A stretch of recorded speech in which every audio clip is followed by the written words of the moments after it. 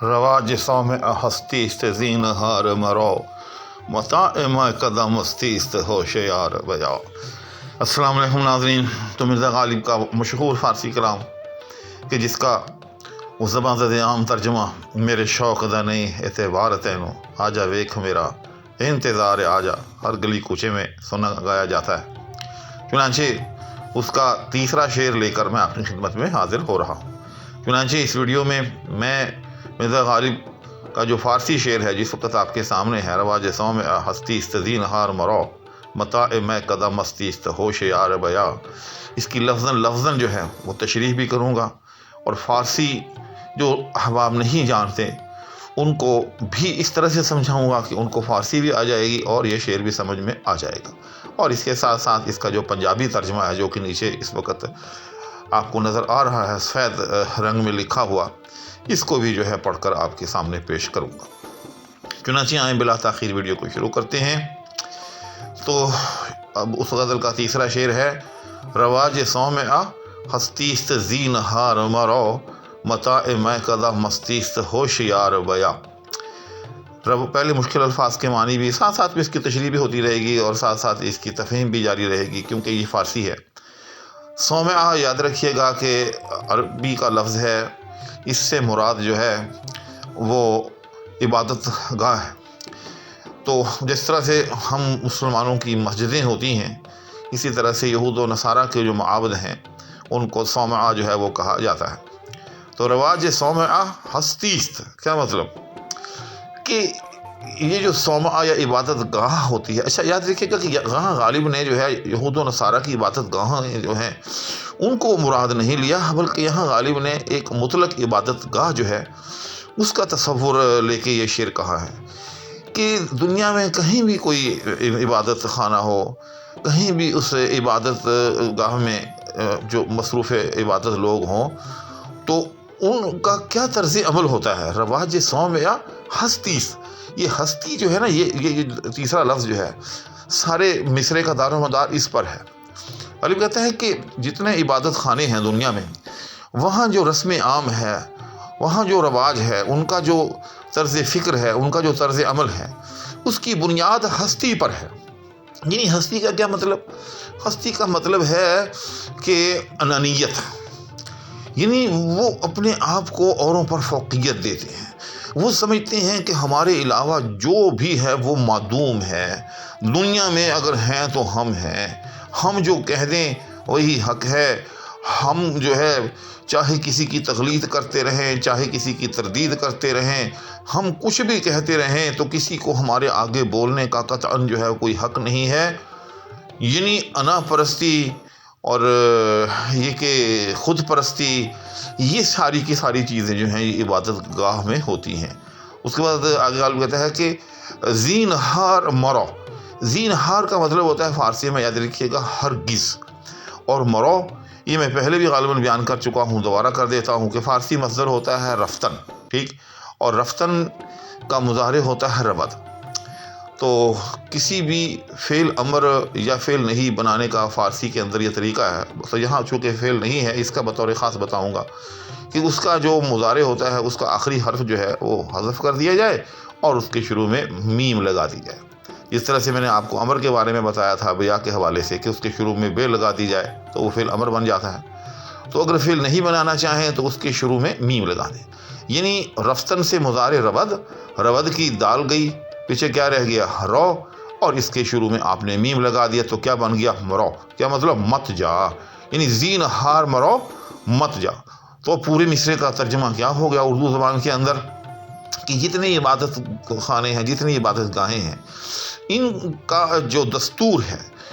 اس کی بنیاد جو ہے وہ خود پرستی پر ہے، اس کی بنیاد انانیت پر ہے، اس کی بنیاد جو ہے انا پرستی پر ہے۔ لہٰذا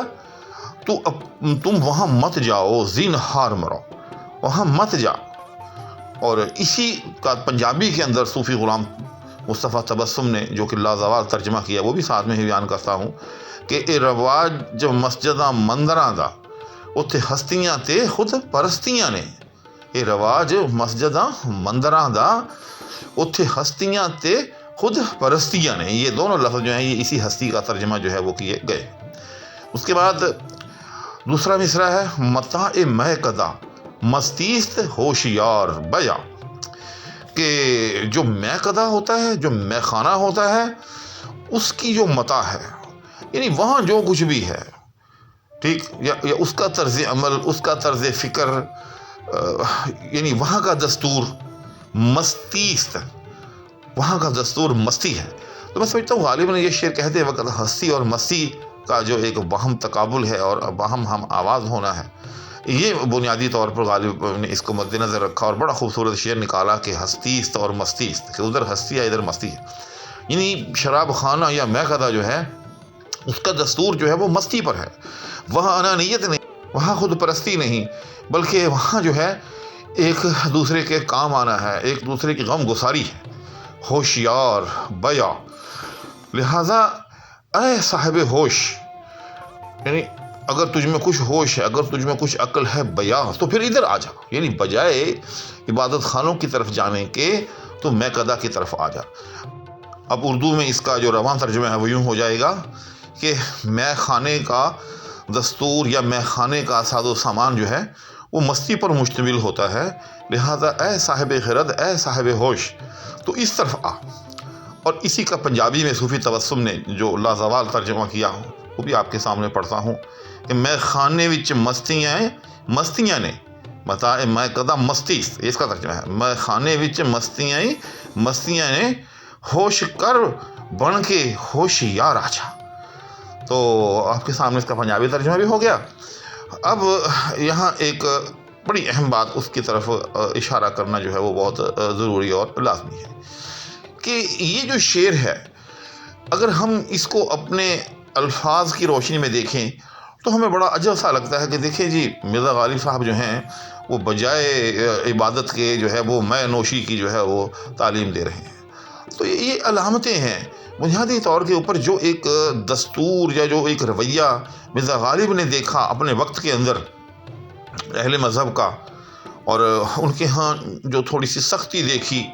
اور اس کے برعکس جو اہل دنیا، یعنی دوسرے لفظوں میں جو کہ تھوڑا سا مذہب سے دور بظاہر دکھائی دیتے ہیں،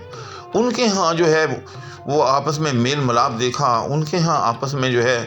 ایک طرح سے ایثار دیکھا،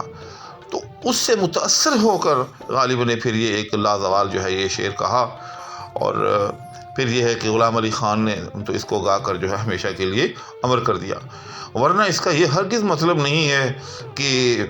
جو عبادت گاہیں ہوتی ہیں، جو صاحب عبادت لوگ ہوتے ہیں، وہ معاذ اللہ سارے خود پرست ہوتے ہیں، سبھی میں انانیت ہوتی ہے، سبھی میں جو ہے وہ تکبر اور غرور ہوتا ہے۔ ایسی بات نہیں، بڑے بڑے اللہ والے گزرے ہیں، بڑے بڑے ایسے اللہ والے گزرے ہیں کہ جو فنا فی اللہ ہو گئے ہیں، اور جو اپنی ذات سے بھی یوں سمجھیں کہ غافل ہو گئے ہیں، انہیں اپنی ذات تک کا علم نہیں رہا، اور اس کے برعکس دنیا دار جو لوگ ہیں وہ بھی بڑے بڑے اناد پرست اور بڑے بڑے متکبر قسم کے لوگ جو ہیں وہ دیکھے گئے ہیں۔ اصل چیز یہ ہے کہ جو اللہ جل شانہ کا دین ہے، جو اللہ جل شانہ نے پیغام دے کر ہمیں بھیجا ہے، اس پر عمل کیا جائے۔ اور جیسے قرآن کریم کے اندر ہے ربنا آتنا فی الدنیا حسنہ وفی الآخرۃ حسنہ وقنا عذاب النار، کہ اے اللہ ہمیں دنیا میں بھی بھلائی عطا فرما اور آخرت میں بھی بھلائی عطا فرما۔ تو ہر چیز میں جو ہے اعتدال ضروری ہے، ہر چیز ہی ضروری ہے، ہمارے لیے دنیا بھی ضروری ہے، ہمارے لیے آخرت بھی ضروری ہے، اسی لیے یہ دعا منگوائی گئی۔ تو عبادت گاہیں جو ہیں، جو کہ یہاں علامت کے طور پر استعمال کی گئی ہیں، یعنی مذہبی امور یا آخرت کے لیے اعمال کرنا وہ بھی ضروری ہے، اور اس کے برعکس جو دنیا داری ہے وہ بھی ضروری ہے، کیونکہ دنیا میں انسان جب تک موجود ہے اس کے ساتھ ہزار قسم کے علائق، ہزار قسم کے مسائل جو ہیں وہ اس کے ساتھ وابستہ ہیں۔ لہٰذا اگر ہم رہبانیت اختیار کر لیں،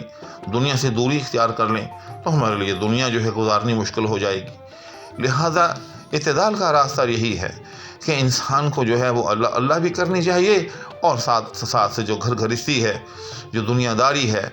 اس کی طرف بھی اعتدال کے ساتھ جو ہے متوجہ رہنا چاہیے، تاکہ انسان کی زندگی جو ہے ایک متوازن طریقے سے گزر جائے۔ تو آج اس لازوال غزل کا جو ہے وہ تیسرا شعر ہو گیا۔ انشاءاللہ العزیز اس کے بعد یہ سلسلہ اسی طرح سے جاری و ساری رہے گا۔ اس کا تیسرا شعر لے کر بھی حاضر ہوں گا، اور اس کے بعد بھی مرزا غالب کی جو مشہور فارسی کلام ہے وہ سب کے سب آپ کی خدمت میں با ترجمہ اور با مفہوم جو ہے وہ پیش کروں گا۔ اسی کے ساتھ اب اجازت چاہوں گا۔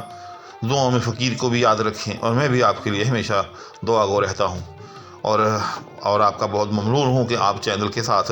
وابستہ رہتے ہیں۔ وہ احباب جو میرے چینل کو باقاعدگی سے دیکھتے ہیں یا گاہے گاہے بھی دیکھتے ہیں، میں ان تمام احباب کا دل کی گہرائی سے ممنون ہوں، اور امید کرتا ہوں کہ وہ اسی طرح سے مجھے سپورٹ کرتے رہیں گے اور دیگر احباب کو بھی اس میں شامل کریں گے۔ اسی کے ساتھ اب آپ سے اجازت چاہوں گا۔ اپنا بہت سا خیال رکھیے گا۔ اللہ حافظ۔